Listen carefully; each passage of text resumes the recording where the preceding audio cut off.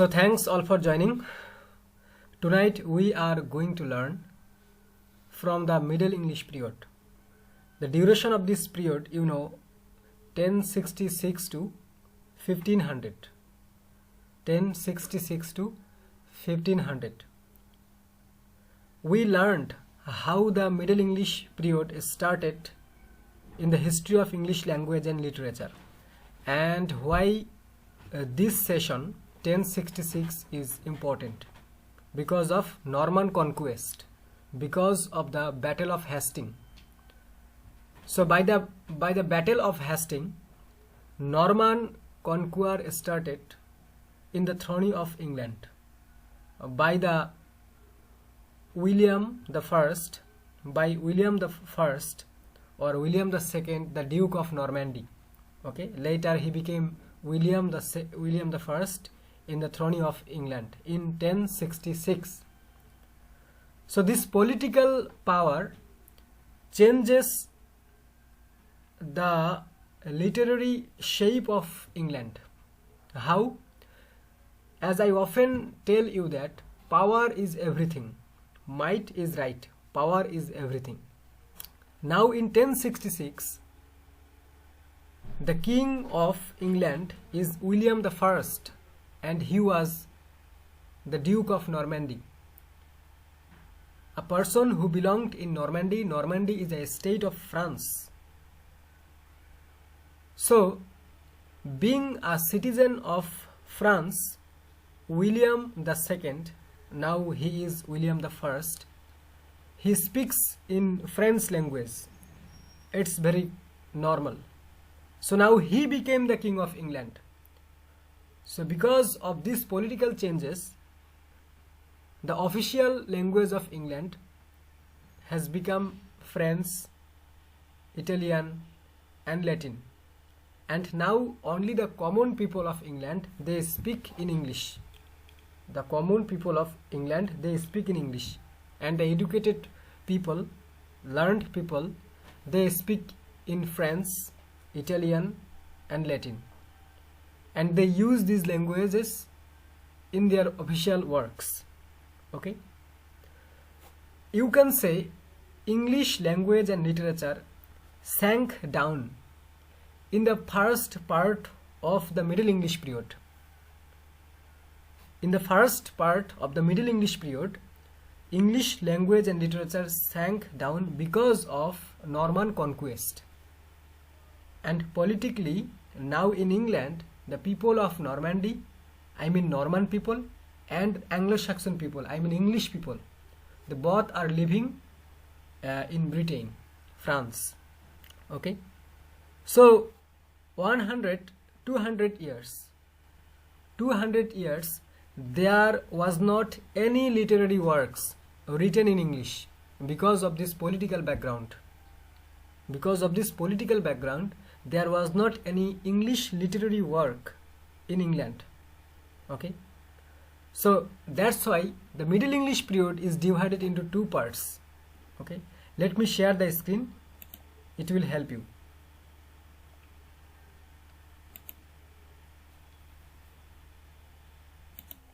Acha. So from this period, these questions are very important, and according to these questions I will continue my discussion. Okay, so first question is, write a short note on the memorable incidents of the Middle English period. Write a short note on the memorable incidents of the Middle English period. The memorable incidents refer to the Black Death, Norman conquest, Battle of Hastings, okay, 100-year war and Pigeon Revolt. These are memorable and remarkable events or incidents of the Middle English period. Okay, what do you know about the 100 Years War? This is a question. Write a short note on Black Death. You know Black Death is a plague. Write a short note on Black Death. Write a short note on John Wycliffe. John Wycliffe is a very important figure in this period, John Wycliffe. Then write a short note on the social and political condition of Chaucer's age. during the Chaucer's age, there was 100 years war, and this war was continued. And during the age of Chaucer, there was the plague, Black Death. And after that, there was peasant revolt. And I discussed that why peasant revolt came in England, why the workers, laborers, they went against the king. Okay. Then write a short note on Canterbury Tales. Canterbury Tales. Canterbury is a name of a place. And now Canterbury Tales, this is a poem written by Geoffrey Chaucer. So these questions are very important. Remember these questions. And next, the screen. This simple information which will help you. So this period started with the Norman conquest in 1066 and ended with the end of 15th century. Okay, with the end of 15th century. So the duration of 15th century, 401 to 1500. This is called 15th century. Okay, 401 to 1500. This 100 years is called 15th century. So this period, I mean the Middle English period, started with the Norman conquest. Norman conquest, you can understand it, and you know this story. What is Norman conquest? The battle between William II of Normandy and the last Anglo-Saxon king Harold in the field Hastings. This is called Norman conquest. Okay, and ended with the end of 15th century. There are two shorter ages in this period. Remember, there are two shorter or small ages in this period. They span from 1066 to 1340. I mean the time 1066 to 1340 is called Anglo-Norman period. Remember, this period is divided into two parts, and the first period is called Anglo-Norman period, and the duration of the Anglo-Norman period is 1066 to 1340. Okay, and this period is called Anglo-Norman period because the literature of that period was written mainly in Anglo-Norman, the French dialect spoken by the new ruling class of England. Try to understand why the first part of this period is called Anglo-Norman period. Because in England, Norman people, they started to live. The Anglo-Saxon people, this is their native land. So as the power against the English people, and the ruler is actually from France, that's why the literary works were written in French language, Latin language, Italian language, not in English language. French dialect, French language, spoken by the new ruling class of England. New ruling class refers to the ruler, I mean the Norman ruler, William I, then William II. Okay. The period from 1340 to 1400 is called the Age of Chaucer. The period from 1340 to 1400, this 60 years, is called the Age of Chaucer because Geoffrey Chaucer, his full name is Geoffrey Chaucer. Chaucer, the great poet, dominated this period. But according to the history of literature, English literature, from 1340 to 1400, this 60 years, it was the time for Geoffrey Chaucer. It was the time for Geoffrey Chaucer because Geoffrey Chaucer, he was the greatest poet of this Middle English period, and because of that reason, historians named this period after the name of Geoffrey Chaucer, and they said that 1340 to 1400, this time should be called the Age of Geoffrey Chaucer because of his great contribution in the field of English literature. And he was a poet, great poet, Geoffrey Chaucer. Geoffrey Chaucer wrote poetry in three languages: French language, first of all French language, then Italian language, and in the last part of his life, or of his poetic life or poetic career, he wrote in English language. And the most famous English poem written by Geoffrey Chaucer is actually Canterbury Tales. Canterbury Tales. This is a poem written by Geoffrey Chaucer. So 1340 to 1400, this time is called the age of Chaucer, because Geoffrey Chaucer, the great poet, he dominated this period in the field of literature. The time from 1066 to 15 is also called the Middle Ages. I mean, the entire time 1066 to 1500, this period is called the Middle English period or the Middle English Age. The early part of the Middle English Age is called the Dark Age. The early part, you can say some 100 or 200, or more than 100 years or 200 years. The early part, you can say 1066 to 1300. 1066 to 1300. This part is called the early part of Middle English period, and this period is called the Dark Age or the dark period. Dark Age or dark period according to the information of literary work, because as I told you, there was not the practice of English language among the educated, among the learned, among the literate person. But during that time, in the beginning of or in the early part of the Middle English period, there was the practice of French language and Latin language, Italian language, mainly French and Latin language. So we are learning about English language, English literary work. So there was not any English literary work in the early part of the Middle English period. That's why historians call that the early part or the first part of the Middle English period is called Dark Age, because what actually happened during that time can hardly be known.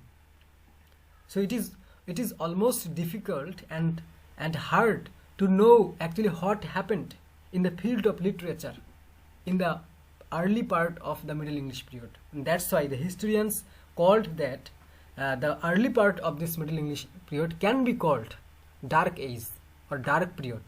Okay, and in the entire Middle English period, there are many remarkable incidents. Try to understand.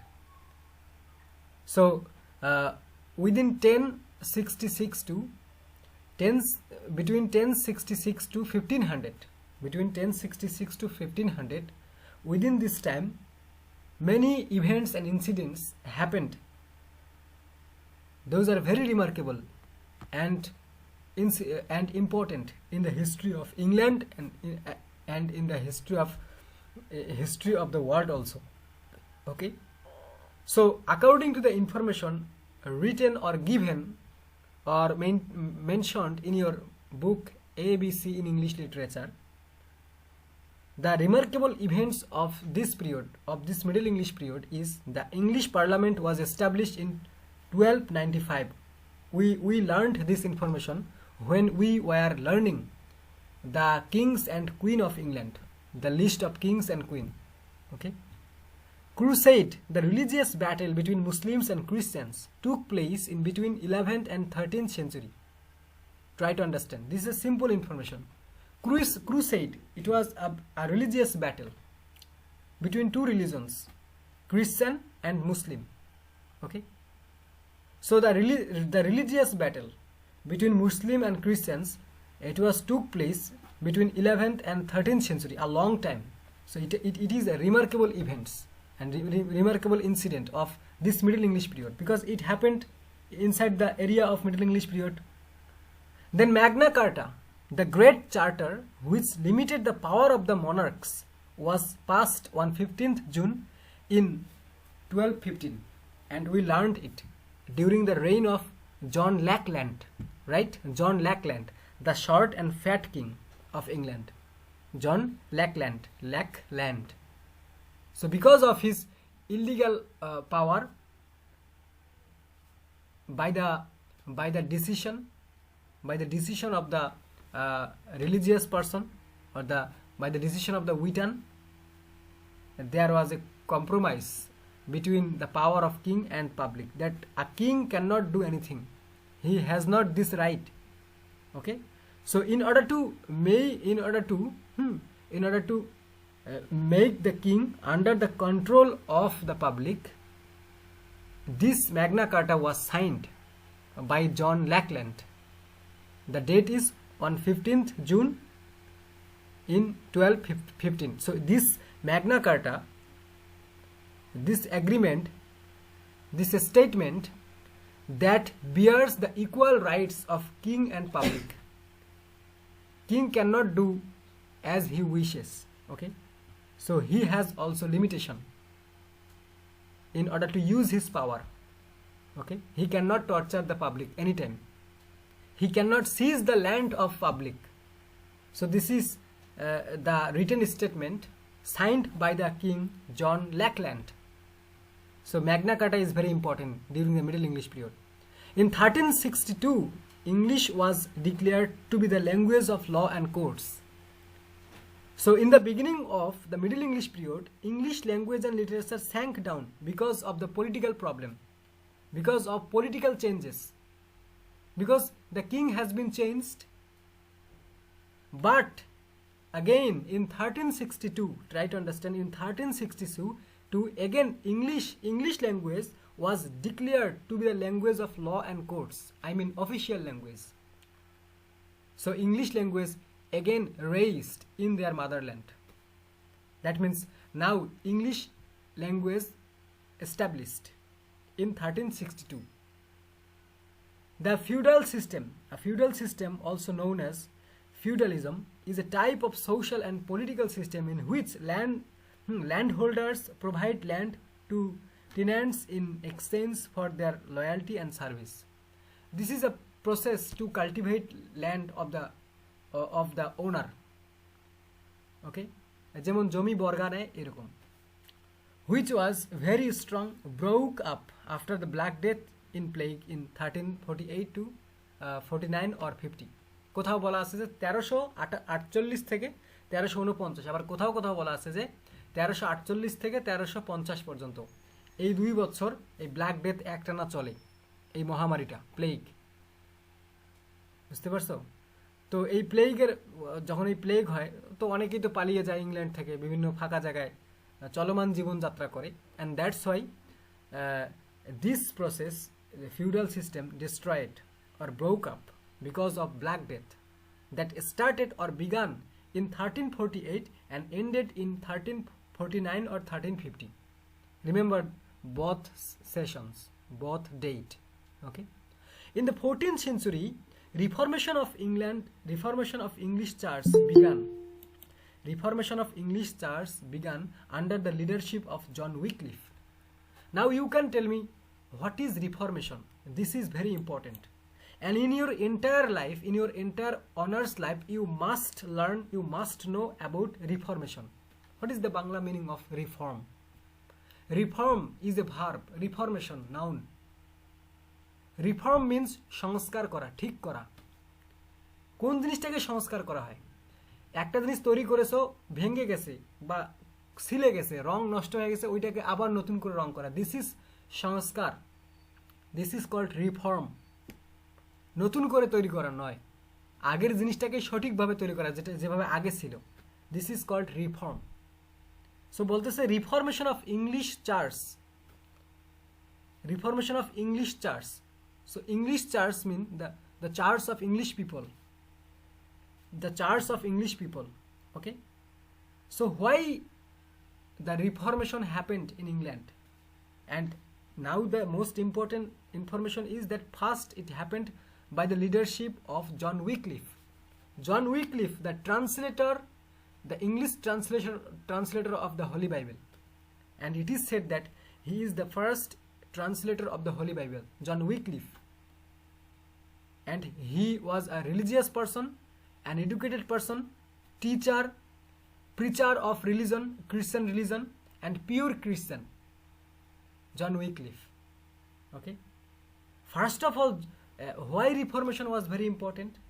You know, Nancy Angela joined us, and thanks her for joining, because she is very important in this class, because she is from Christian religion, Nancy and Angela. So in Christian religion, you will have two parts, Catholic and Protestant. So Nancy Angela, are you Catholic or Protestant or Puritan? Catholic. So all information will go against you. Get ready to tolerate all information, okay? So Nancy, who is the chief of your Catholic faith or Catholic doctrine? who is the chief?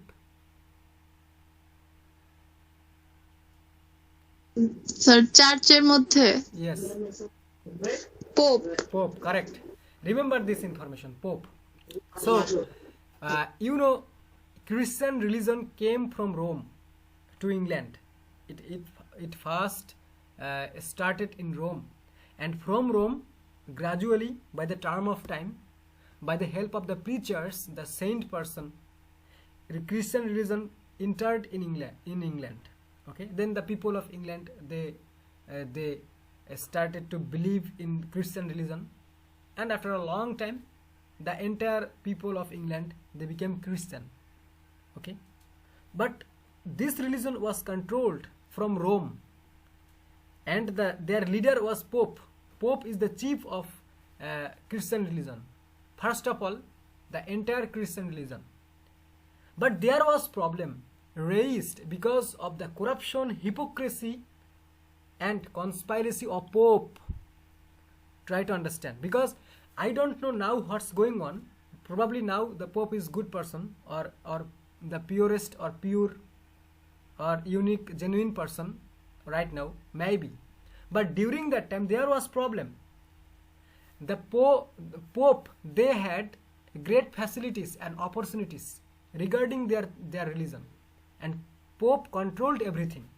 So if you need to know anything, if you need to purify your soul, you have to go to the church and meet to the Pope, and the Pope will shrive you. Shrive means the Pope will purify you by some duties or by some religious rules and formula.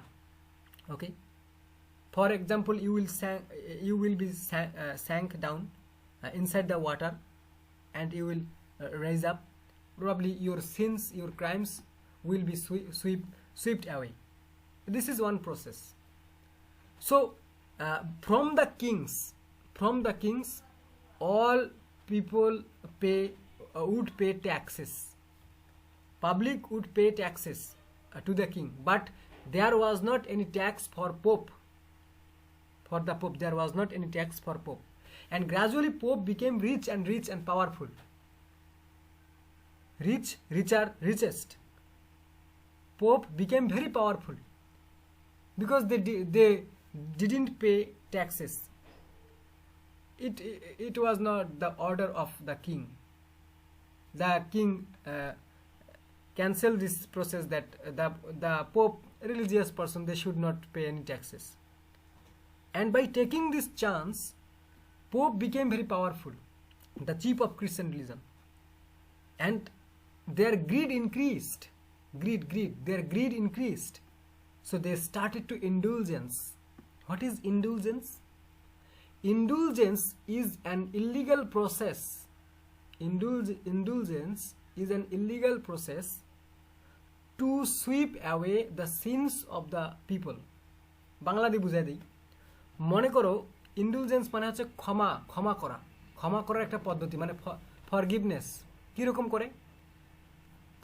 পোপের ওই সময়কারের কাজকর্ম অনুযায়ী একজন ধর্মীয় গুরু হিসেবে তার কার্যকলাপ ছিল এরকম, লোভ ভিতরে কাজ করায়, যে সে কি করতো, ধনীরা যারা অ্যারিস্টোক্রেট তারা পাপ করে আসতো আর পোপের কাছে আসতো, তো পোপ বলতো যে আমাকে এইরকম একটা অ্যামাউন্ট দাও, আমি তোমার পাপ মোচন করে দিচ্ছি।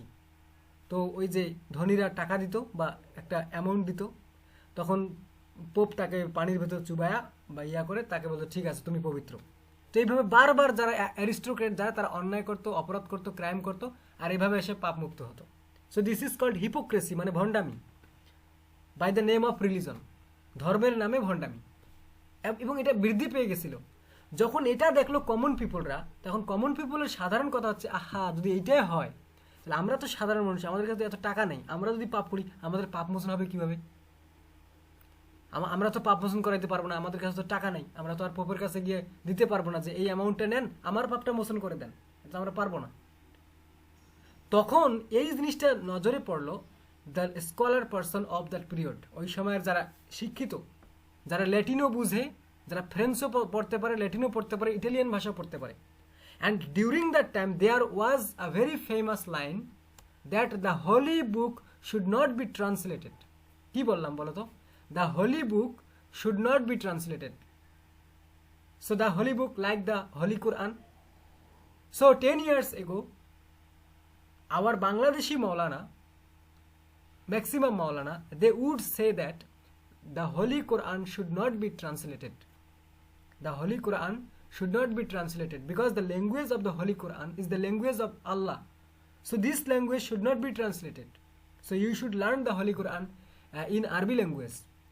But the exact sin is that the people of our country, they cannot even read properly the Arabic language, let alone understanding the meaning. Try to understand. So now after 10 years or 10 years later, now all ulama of our country, they suggest that please, whatever you memorized from the Holy Quran, try to know the Bangla meaning. It will help you to concentrate on your worship during your prayer. Because if you can feel that what you are saying in Arabic, and if you know the meaning, that it is very easy for you to concentrate on your prayer or in your prayer, whatever. So during that time, it was the demand of the Pope that the holy book should not be translated. But the real picture was the common English people. They could not read Latin language. They could read English language. They speak in English. They can read in English. They can write in English. But they cannot read Latin because they are common people. And English is their mother tongue. So mother tongue, anyone can speak mother tongue. So the demand of the Pope was that the holy book should not be translated. And during that time, Bible was written in Latin language. So if you need to know any information, any religious information from the Holy Bible, it is impossible for you because you cannot read and you cannot understand Latin language. So you must go to the church and ask to the Pope, and the Pope will give you information. So it was continued, and by taking this chance, the Pope started to give wrong information by the name of religion. Whatever is written in the Holy Bible about something, the Pope start to say the opposite thing. কিন্তু বাবারও তো বাবা থাকে না, মাস্তানের বাবারও তো মাস্তান থাকে, ঠিক আছে না? তো এগুলো যখন চলতেছিল যে পোপ মানুষকে ধর্মীয় ব্যাপারে একটা ভুল তথ্য দিচ্ছিল, তাদের ইচ্ছা মতো তথ্য দিচ্ছিল, মানুষের টাকা নিয়ে পাপ মোচন করাচ্ছিল, এটা তো ধর্মের বিকৃতি। আর ধর্মের বিকৃতি কোনো পিরিয়ডেই কেউ সহ্য করেনি, কোনো সময়। কারণ পৃথিবীর শুরু থেকেই ধর্মটাই সব থেকে বেশি চর্চা হয়েছে। এই লাস্ট 500-600 বছর থেকে মানুষ ধর্ম থেকে দূরে সরে গেছে এবং দূরে সরে যাচ্ছে, আর এখন তো কঠিনভাবে দূরে সরে যাচ্ছে। তো ধর্ম was very important during that time. তো যখন এরকম চলতেছিল, তো এটাকে তো স্টপ করা দরকার। তো তখন জন উইকলিফের মতো লোক, যার নাম এখন আমরা পড়লাম, জন উইকলিফের মতো লোক সর্বপ্রথম তিনি এগুলো পাবলিককে, মানে তার যে শিক্ষিত গ্রুপ আছে এগুলোকে একত্রিত করে তিনি প্রথম লাঠি দ্বারা প্রতিহত করার জন্য একটা লাঠিয়াল বাহিনী গঠন করেন, যেটাকে বলা হয় ললার্ড মুভমেন্ট। উদ্দেশ্য কি? দ্য উদ্দেশ্য ইজ টু রিফর্ম দ্য চার্চকে রিফর্ম করা, মানে টু রিফর্ম দ্য রিলিজন, ধর্মকে রিফর্ম করা, ধর্মকে সংস্কার করা। অর্থাৎ বাইবেলে যা লেখা আছে তাই মানা, সেটাকেই ফলো করা। আর যে চার্চকে নিয়ন্ত্রণ যদি করা হয়, তাহলে বাইবেলের নিয়ম অনুযায়ী নিয়ন্ত্রণ করা, পোপের কথা অনুযায়ী নয়। কেন? পোপ তো হিপোক্রেসি শুরু করে দিয়েছে, করাপশন, দুর্নীতি শুরু করে দিয়েছে, অ্যান্ড কনস্পাইরেসি, ষড়যন্ত্র শুরু করে দিয়েছে ধর্মের নামে, by the name of religion. যেমন আমাদের দেশের বর্তমান ম্যাক্সিমাম পীররা যে কাজ করে, পীরেরা খালি গরু নিকে দাও, এদেরকে খালি গরু দাও, আর ইয়া দাও, মহিষ দাও, টাকা দাও, 1000, 5000, 10,000, বাড়ির মা না খেয়ে আছে, তার খবর নেই, বা বাচ্চার দেহে ভালো পোশাক আশাক নেই, অন্যদিকে ঠিক এদিকে বাবার দরবারে ঢালতেছে দই কলা যা কিছু আছে। এটা কোনো ধর্মের শিক্ষা নয়, এটা ঠিক আছে, এটা কোনো ধর্মের শিক্ষা নয়। আগে পরিবার, এটাই সব থেকে বড় দান, বড় হাদিয়া, পরিবারকে দেওয়া। তো এইরকম অবস্থা চলছে। তখন জন উইকলিফ কি করলো? তার সঙ্গীদেরকে নিয়ে সে একটা ললার্ড মুভমেন্ট করলো, সে অবজার্ভ করলো এরকম, এবং তারপর ভাবলো যে ঠিক আছে, মানুষ যদি এই যে হোলি বাইবেলটা যেটা ল্যাটিন ল্যাঙ্গুয়েজে লেখা আছে, এটা যদি ইংলিশ ল্যাঙ্গুয়েজে সবাই হাতে হাতে পেয়ে যায় বা ইংলিশ ট্রান্সলেশনটা পেয়ে যায়, তাহলে মানুষই বুঝতে পারবে, ইংল্যান্ডের মানুষরা পড়তে পারবে যে বাইবেলে কি লেখা আছে। তখন আর তাদেরকে পোপের কাছে যেতে হবে না, আর পোপের কাছ থেকে ধোকাও খেতে হবে না। সো রিফরমেশন দ্বারা কি বুঝলাম? Reformation is a religious movement, একটা ধর্মীয় যুদ্ধ, বুঝতে পারছো?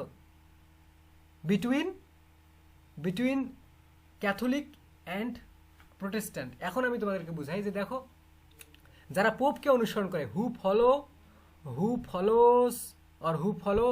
The order of pope or who follow pope, they are called Catholic, and the Christian of Rome, they followed pope and they are Catholic. ঠিক আছে, they are Catholic, and their doctrine, their faith, their ideas, their theories are called Catholicism. Catholicism refers to the doctrine, ideas, theories, concept of Catholic. And Catholic belongs to the Roman Church. যখনই বলা হবে যে Roman church, মানে এটা হচ্ছে ক্যাথলিকদের church, যেটা controlled by Pope, by the order of Pope, by the direction of Pope. এখন এই যে রিফরমেশন শুরু করলো John Wycliffe through the translation of the Holi Bible, তো এটা একটা নাম ছিল, কথা ছিল যে the holy books should not be translated in any other languages because it is holy, came from the heaven, so it should not be translated.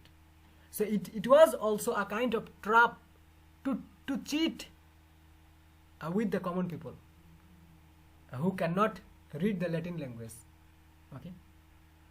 এখন আমাদের ধর্মে অনেকে আছে যে পাবলিক এতই মূর্খ সূর্খ, যারা সূরা ফাতিহা তো বলতে পারে না, মিনিং তো দূরের কথা।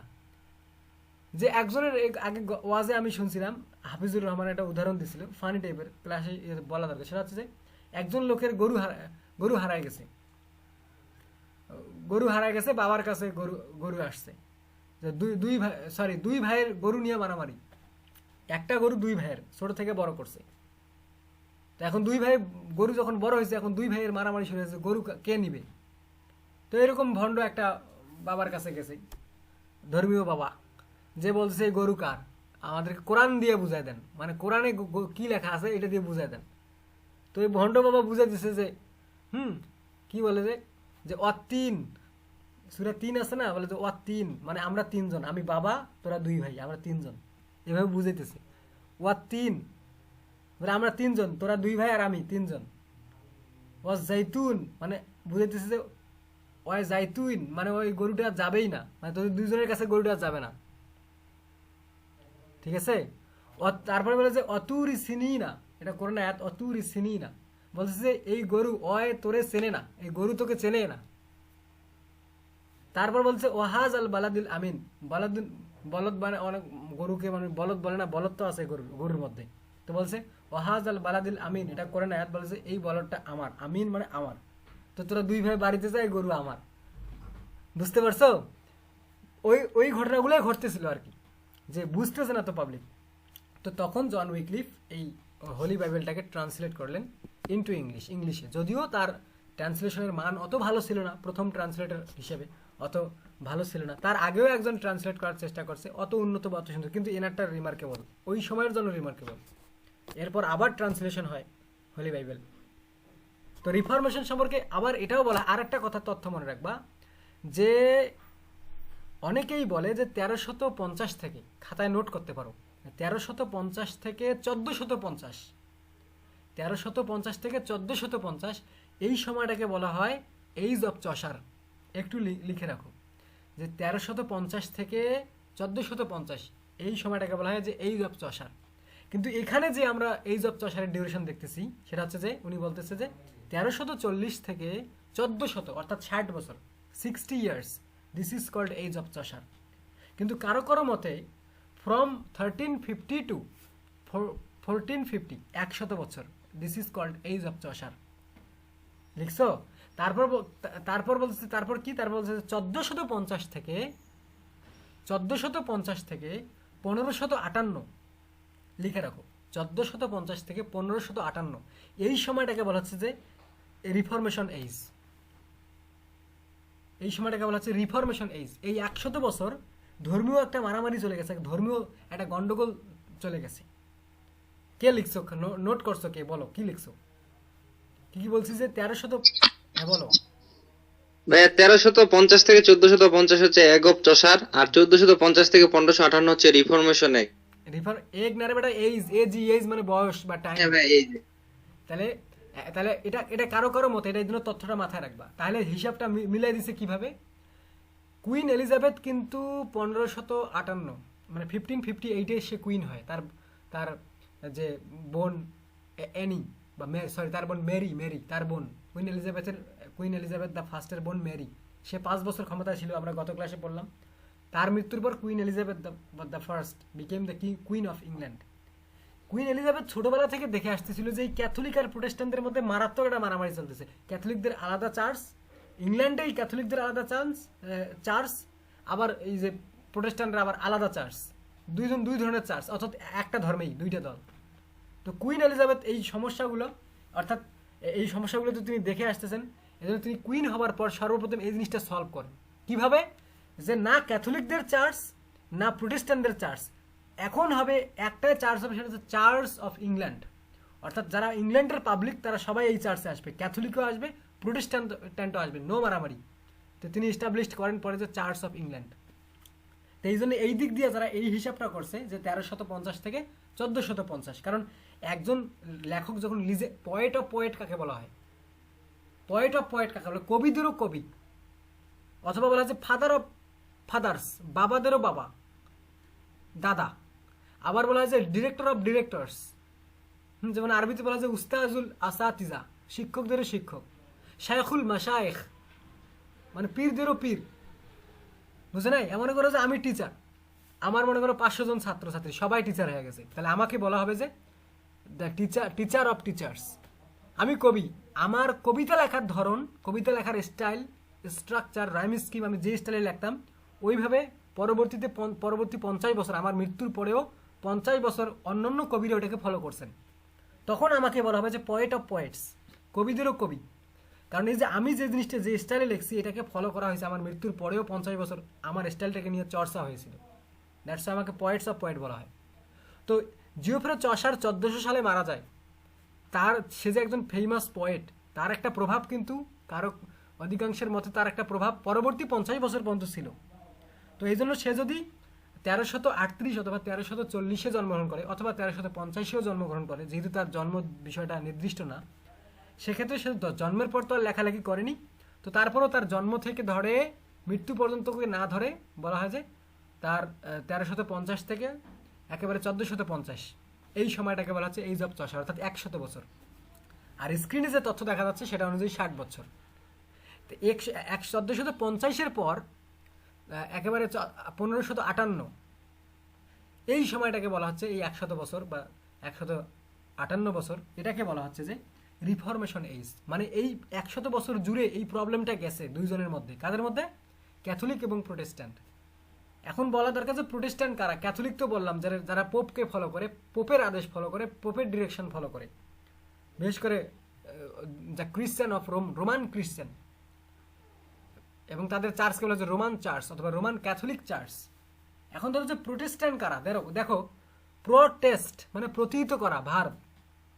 তাহলে এই যে যারা এই যে পোপের বিরুদ্ধে যারা অবস্থান নিয়েছিল, যেমন জন উইকলিফ, তিনিও একজন প্রোটেস্ট্যান্ট, এই যার কথা আমরা বললাম জন উইকলিফ, কারণ তিনি তো প্রতিহিত করেছেন পোপের বিরুদ্ধে। পোপের কিসের বিরুদ্ধে? পোপের অন্যায়ের বিরুদ্ধে, ধর্মীয় যে করাপশন সে শুরু করেছিল, তারা শুরু করেছিল রোমান ক্যাথলিক চার্চ থেকে যে ধর্মীয় করাপশন শুরু হয়েছিল বা শুরু হয়েছিল ওই সময়, সেই অনুযায়ী এই যে গ্রুপ অফ ইংলিশ ক্রিশ্চান, ইংল্যান্ডের যারা ক্রিশ্চান, তারা এই যে স্কলার যারা, শিক্ষিত যারা, তারা এটা বুঝতে পারে, তারা প্রোটেস্ট করলো পোপের বিরুদ্ধে, রোমান ক্যাথলিক চার্চের বিরুদ্ধে, যে না, the church should be guided or should be directed by the Holi Bible. তাহলে এই চার্চটাকে হোলি বাইবেল দ্বারা নিয়ন্ত্রণ করা উচিত, not the church should not be directed by the pope or by the king or queen. The church should be free, the church should be the symbol of freedom. it will follow the order of God, and the order of God is written in the Holy Bible. So the church should follow the direction of Holy Bible, not the direction of Pope or priest, whatever. বুঝতে পারছো? তো এই এটা চলতেছিল। তো যারা পোপের বিরুদ্ধে বা রোমান ক্যাথলিক চার্চ তাদের বিরুদ্ধে যারা প্রোটেস্ট করে তাদেরকেই বলা হয় প্রোটেস্ট্যান্ট। উদ্দেশ্য কি? উদ্দেশ্য হচ্ছে যে খ্রিস্টান রিলিজনকে পিওর করা, খাঁটি করা, পিউরিফাই করা, পবিত্র করা, ক্লারিফাই করা। বুঝতে পারছো? এটাকে পবিত্র করা, এটা অরিজিনালি আগে যেমন ছিল শুরুতে ওই রকম করা, হোলি বাইবেলে যা লেখা আছে সেটাকেই ফলো করা, এটাই তাদের ডিমান্ড ছিল। It was the demand of the Protestant. বুঝতে পারছো? এদেরকে এই কারণে প্রোটেস্ট্যান্ট বলা হয়। আর প্রোটেস্ট্যান্টিজম অথবা প্রোটেস্ট্যানিজম অথবা প্রোটেস্ট্যান্টিজম কাকে বলা হয়? যে প্রোটেস্ট্যান্টের যে দাবি, যে থিওরি, যে ডক্টরিন, এগুলোকে বলা হয় প্রোটেস্ট্যানিজম অর প্রোটেস্ট্যান্টিজম। যেমনটা ক্যাথলিক থেকে ক্যাথলিজম, প্রোটেস্ট্যান্ট থেকে প্রোটেস্ট্যানিজম। এই Catholic, the religious movement between Catholic and Protestant, this is called reformation. তো রিফরমেশনটা কিসের হয়েছে? রিফরমেশন অফ চার্চ, গির্জার রিফরমেশন হয়েছে, রিলিজিয়াস প্লেস, যেমন আমাদের মসজিদ বা মসজিদ। বুঝতে পারছো? এরকম। এবং এই ঘটনাগুলোও শুরু হয় কোন সময় রে? এই মিডল ইংলিশ পিরিয়ডে। বুঝতে পারছো?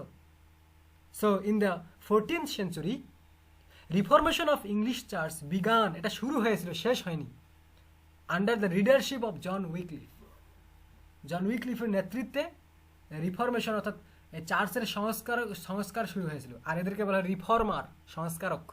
আরবিতে বলা হয় মুজাদ্দিদ, যে সংস্কার করে, আরবিতে বলা হয়। এই জন্য বলা হয় যে কোনো মাওলানাকে বা আলেমকে বলা হয় যে মুজাদ্দিদে মিল্লাত মানে উম্মত। তাহলে মুজাদ্দিদ মানে সংস্কারক, উম্মতের সংস্কারক। জাতি ভুল পথে গেছে তাদেরকে আবার বুঝায় সঠিক পথে নিয়ে আসছে। এই জন্য অনেক ওলামা একরামকে বলা হয় যে মুজাদ্দিদে মিল্লাত, মানে জাতির মুজাদ্দিদ, সংস্কারক। যেমন তুর্কি সিরিজ আর্তুরুল গাজী, এটা হচ্ছে উর্দু কিন্তু এটা হচ্ছে দিরিলিশ মানে হচ্ছে সংস্কারক। যে ইসলাম ধর্মের বা ইসলামিক খেলাফতের শেষের দিকে যাচ্ছিল, আর্তুরুল গাজী একজন মুসলিম সোলজার এবং লিডার অফ দ্য, কি বলা হয় ওগুলাকে, যে কাবিলা ওগুলার। তো সে আবার তার প্রচেষ্টায়, তার ইমানি জজবায় সে আবার ইসলামিক ক্ষমতাটাকে প্রতিষ্ঠিত করেছিল। এবং তারই ছেলে উসমান গাজী। বুঝতে পারছো? তো তাহলে দিরিলিশ মানে হচ্ছে সংস্কারক, আর্তুরুল গাজী সে সংস্কার করেছিল ইসলামিক ক্ষমতাটাকে। আর তার ছেলে ওসমান গাজী, তাকে বলা হয় যে কুরুলুস ওসমান। কুরুলুস মানে হচ্ছে প্রতিষ্ঠাতা। যে সে কিসের প্রতিষ্ঠাতা? ওসমান হচ্ছে অটোমান সাম্রাজ্যের, অটোমান সুলতানাতের প্রতিষ্ঠাতা। এই জন্য অনেকে বলা যে কুরুলুস ওসমান, অর্থাৎ অটোমান, ওসমান থেকে অটোমান, ইংলিশে অটোমান, ওসমান হচ্ছে আরবিতে, ইংলিশে অটোমান। এই অটোমান সাম্রাজ্যের একটা পড়াও এই মিডল ইংলিশ পিরিয়ডে শুরু হয়েছিল।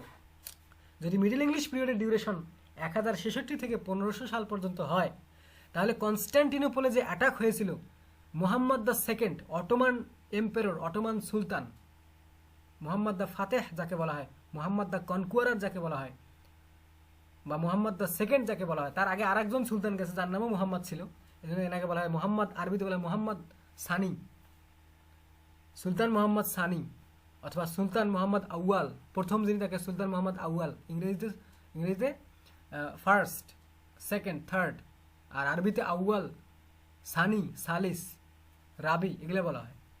চতুর্থ, তৃতীয়, দ্বিতীয়, প্রথম, এইভাবে। তো এটাও কিন্তু এই পিরিয়ডের একটা পড়াশোনা। বুঝতে পারছো?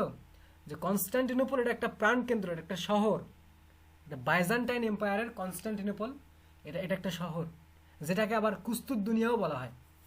কুস্তুদ দুনিয়াও যা বাইজান্টাইন এম্পায়ারের মানে ক্যাপিটালও তা, এবং কনস্ট্যান্টিনোপলও তা। ল্যাঙ্গুয়েজ কনস্ট্যান্টিনোপল সাধারণত জার্মান ল্যাঙ্গুয়েজ, কনস্ট্যান্টিনোপল ওটাই হচ্ছে কুস্তুদ দুনিয়া। বুঝতে পারছো? যেটা একটা এমন শহর হচ্ছে সব থেকে প্রসিদ্ধ, যেখানে বিভিন্ন দেশ থেকে লোকেরা আসতো ব্যবসা করার জন্য। তো ওটার ওপর মুসলিম সুলতানরা, মানে অটোমান এম্পায়ারের সুলতানরা প্রথমে অনেক কয়েকজন সুলতান ট্রাই করে, কিন্তু বিজয় করতে পারে না, কনকুয়ার করতে পারে না। পরবর্তী মুহাম্মদ দ্য সেকেন্ড 26 বছর বয়সে তিনি তার সৈন্য নিয়ে অ্যাটাক করে এবং কনস্ট্যান্টিনোপলকে ভেঙে ফেলে এবং ওটাকে বিজয় লাভ করে। এবং তখন মুসলিম খেলাফত আবার ছড়িয়ে পড়ে। 37 সুলতান, দেয়ার আর 36 সুলতান, 36 জন সুলতান ছিলেন ওসমান সহ, সুলতান ওসমান প্রথম সহ, এবং সর্বশেষ হচ্ছে আব্দুল হামিদ সানি, অর্থাৎ আব্দুল হামিদ দ্য সেকেন্ড। তিনি মারা গেছেন 1917 সালে। কি বুঝলা? 1917 সালে মারা গেছে। এবং তার মারা যাওয়ার পর এই এখন তুর্কির বর্তমান তো এরদোগান আছে সে, বুঝতে পারছো? আর আমি এতক্ষণ তুর্কিরই গল্প করলাম, তার তুর্কি অর্ধ পৃথিবী প্রায় শাসন করে ফেলছে তুর্কিতে বসে তারা ওই সময়। তো এই পিরিয়ডে ওটা শুরু হয়েছিল, বুঝতে পারছো? এই যে বর্তমান এই সময় আবার অন্য অন্য কারা ক্ষমতায় ছিল জানো? এই সময় মঙ্গলরা ক্ষমতায় ছিল। 11th-12 সেঞ্চুরিতে মঙ্গলরা রাজ করত। চেঙ্গিস খান, মানে চেঙ্গিস খান না, কি বলে, হ্যাঁ চেঙ্গিস খান, তারপর ওনার ছেলেরা ওগদাই খান, হালাকু খান, গিহাতু খান, তারপরে মনে করো চেঙ্গিস খান, বুঝতে পারছো? তো এরা আবার শাসন করতো ওই সময়, একদম হিংস্র ছিল একবার চেঙ্গিস খান। এই অবস্থা। তো এক একটা সাইডে কিন্তু চেঙ্গিস খান তো একদম মাথায় চতুর্দিকে মাতিয়ে বেরিয়েছে, বুঝতে পারছো? সব জায়গায় আক্রমণ করছে, আর খালি মারা, খালি খালি মানে কি বলা হয় ওটাকে, জেনোসাইড, অথবা যেটাকে বলে ম্যাসাক্কার বলা হয়, গণহত্যা। কোনো শিশু টিশু কারো মুক্তি নাই, একদম গণহত্যা। এরকম গেছে যে একেবারে 6 কোটি মানুষ মেরে ফেলছে একবারে। তো ওই সময়ে 6 কোটি মানুষ মারা মানে কি রে? আরে এমন এমন জায়গায় এই পরিমাণ মানুষ মারছে চেঙ্গিস খান যে ওই জায়গা একদম মহামারী শুরু হয়ে গেছে। মহামারী কিসের মহামারী? খাদ্যের অভাব, চাষাবাদ নাই, জমি পড়ে আছে, চাষাবাদ নাই, কিছু নেই। কে চাষাবাদ করে? মানুষই নেই, মেরে ফেলছে সবাইকে। এরকম এরকম 70,000 মুসলিমকে, 70 লক্ষ মুসলিমকে একবারে মেরে ফেলেন চেঙ্গিস খানের সৈন্যরা। এত হিংস্র ছিল তারা। তো এগুলো হচ্ছে পৃথিবীর অন্যান্য সাইডের সমসাময়িক কাহিনী। আর আমরা যেহেতু ইংল্যান্ডের পড়তেছি এতটুকু, এই জন্য এটা বলা হচ্ছে। তারপরে দেখো জন উইকলিফ তো এটা করা হয়েছে। তারপরে আছে উইলিয়াম কক্সটন একই সময় একজন রাইটার এবং translator, William Caxton established printing press in 1476, এই ডেটটা মনে রাখবা। And he is the first person who established a printing press in London. লন্ডনের সর্বপ্রথম প্রিন্টিং প্রেস স্ট্যাবলিশ করেন উইলিয়াম কক্সটন। এটা হচ্ছে 1476 সালে। তাহলে 1476 সালে যদি তিনি এটা পাবলিশ করে, তাহলে it is inside the middle English period. তো এটাও মানে মধ্যযুগীয় ইংরেজি সাহিত্যের সময় পড়ে এই উইলিয়াম কক্সটনের establishment of printing press in London. এটা দ্বারা কি উপকার? প্রিন্টিং প্রেস হওয়ার পর এই যে বই পাওয়া মানুষের জন্য সহজ হয়ে গেল, যে লিখে আর হাতের লেখা আর পড়া লাগতেছে না, এখন প্রিন্ট করে খুব সহজেই বই আকারে মানুষের হাতে হাতে পৌঁছে দেওয়া যাবে, আর হাতের লেখার পড়া লাগবে না, বুঝতে পারছো? তো এই যে মিডল ইংলিশ পিরিয়ডের যে শেষের টাইমটা, বিশেষ করে 1400 সালের পরে থেকে, এই সময় থেকে অনেক কিছুর উন্নতি, সায়েন্সের উন্নতি, বিজনেস, পলিটিক্যাল সিস্টেম, মানুষের পোশাক আশাক, সভ্যতা, ধীরে ধীরে একটা মারাত্মকভাবে সব দিক থেকে উন্নতি চলবে মানুষের, বুঝতে পারছো? এই হলো বিষয়। তো এখানে আমরা যা যা নোট করার বিষয় সেটা হচ্ছে যে জন উইকলিফের লিডারশিপে যে এখান থেকে রিফরমেশন শুরু হয়েছিল এই সময় থেকে। তারপরে ইংলিশ ল্যাঙ্গুয়েজ আবার অফিসিয়াল ল্যাঙ্গুয়েজ হয় ইংল্যান্ডের, সেটা 1362 সালে।